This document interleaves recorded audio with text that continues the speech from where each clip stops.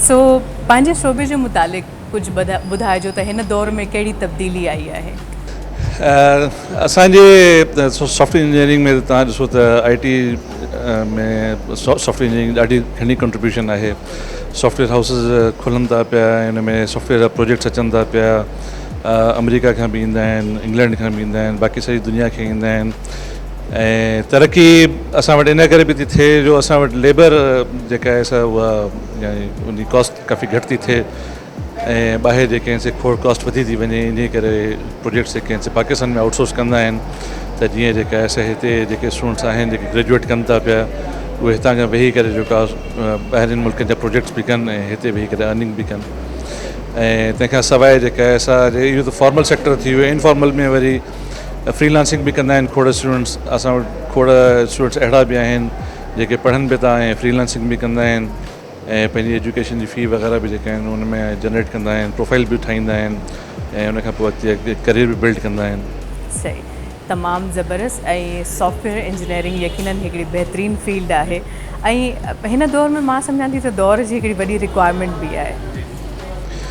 Software engineering असल में आहे त हिकिड़ो स्किल आहे। माण्हू सम्झंदा आहिनि त इहो रुॻो कंप्यूटर सां ई रिलेटेड आहे। सॉफ्टवेयर इंजीनियरिंग त असल में इहो आहे त ज़िंदगी में तव्हांजे साम्हूं जेके प्रॉब्लम्स ईंदा आहिनि उन्हनि खे जेको आहे कीअं सॉल्व कजे।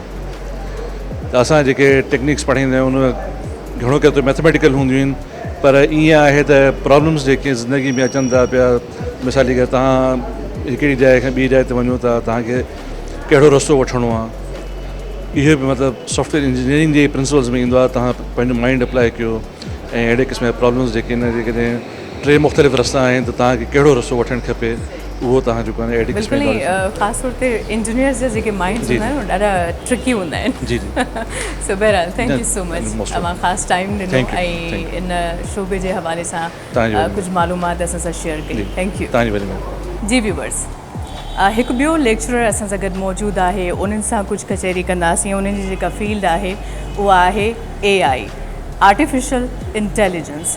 ऐं मां सम्झां थी त आर्टिफिशियल इंटेलिजेंस जो हिन महिल तमामु घणो स्कोप आहे ऐं काफ़ी माहिरनि जो चवणु आहे त ईंदड़ वक़्त में इंसान खां वधीक पावरफुल जेका शइ असांजे साम्हूं ईंदी उहा आर्टिफिशियल इंटेलिजेंस जे थ्रू ईंदी ऐं उहा जेका चेंज आहे उहा तमामु वॾे पैमाने ते ईंदी।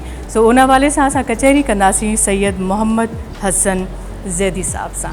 अस्सलाम वालेकुम। वालेकुम अस्सलाम। कैसे हैं आप? अल्हम्दुलिल्लाह। आप सुनाएं। Sir thank you so much, आपने ख़ास टाइम दिया और मैंने अभी सिंधी ज़ुबान में कहा कि AI आने वाले वक्त में इंसान के लिए बहुत बड़ा चैलेंज है, ऐसा है या नहीं है? मैडम चैलेंज तो एज सच नहीं है। मैं इसको इस फॉर्म में लेके आऊँगा कि बेसिकली ये हेल्प कर रहा है ह्यूमंस की एक्टिविटीज़ को इजी करने में, और इसको यूटिलाइज़ करना इस वक्त पूरा वर्ल्ड इसको यूटिलाइज़ कर रहा है और उससे जो बेनिफिट हो रहा है वो एज सच ह्यूमन का ही हो रहा है। मोस्ट ऑफ द टाइम हमारे यूज़र्स के यहाँ कुछ इस तरह के इश्यूज़ क्रिएट हुए हुए हैं कि AI बहुत सही जॉब्स को वाइंड अप कर रहा है, बट इस तरह नहीं है। AI बेसिकली फैसिलिटेट कर रहा है ताकि आपकी जॉब्स इजी टू इजी हो जाए, मोर देन कि अगर आप 24/7 एज ए ह्यूमन हम काम नहीं कर सकते तो मशीन से हम 24/7 काम ले सकते हैं, 365 डेज़ और ईयर्स काम ले सकते हैं। तो AI मेरे हिसाब से तो ये बहुत इजी प्लेटफॉर्म है। अच्छा, काफ़ी कंट्रीज़ में मैंने देखा कि जैसे होटल्स के अंदर पहले लाजिम है कि वेटर्स हुआ करते थे, अब मैंने देखा कि वहाँ पे रोबोट्स आ चुके हैं। इवन ऑपरेशन थिएटर के अंदर भी रोबोट्स का काम लाजिम है। तो आपको नहीं लगता कि ये अगर रोबोट्स आ रहे हैं तो फिर इंसान की जो जॉब अपॉर्चुनिटीज़ हैं वो थोड़ी कम हो जाएंगी? अच्छा, बेसिकली कम इस सच में सेंस में तो हो रही है कि हमारे पास ह्यूमन पावर रिड्यूस हो रही है, बट बेसिकली जो रिसर्च एंड डेवलपमेंट पार्ट है वो एज सच ह्यूमन नहीं परफॉर्म करके देना है। एट दी एंड ह्यूमन ने ही मॉनिटर करना है एक्टिविटीज़ को। अगर कोई एक रोबोट ऑपरेशन परफॉर्म करके देता है तो एट दी एंड डॉक्टर ने उसको वाइंड अप करना है और कंटिन्यू उसको चेक पोजीशन के अंदर रखना है कि ये ऑपरेशन सक्सेसफुली इम्प्लीमेंट हुआ नहीं हुआ। रोबोट्स का एक छोटा सा जो इशू है, दैट्स वाई कि मैं आपको ये कह रहा हूँ कि ह्यूमंस को रिप्लेस नहीं कर सकती कोई भी चीज़, बस फैसिलिटेट ज़रूर कर सकते हैं कि एट दी एंड कोई चीज़ अगर हैक हो जाए या कोई मशीन प्रॉब्लम में आ जाए तो मशीन जो है वो काम करना छोड़ देती है, बट एट द एंड हमारे पास जो एंड यूज़र है, जो ह्यूमन है, वो उसको टेक ओवर कर सके। सही, शुक्र है ये डाउट आपने दूर कर दिया, वरना मुझे भी यही लग रहा था कि अगर रोबोट्स ने और इस तरह की चीज़ों ने इंसान को टेक ओवर किया तो इंसान का क्या बनेगा।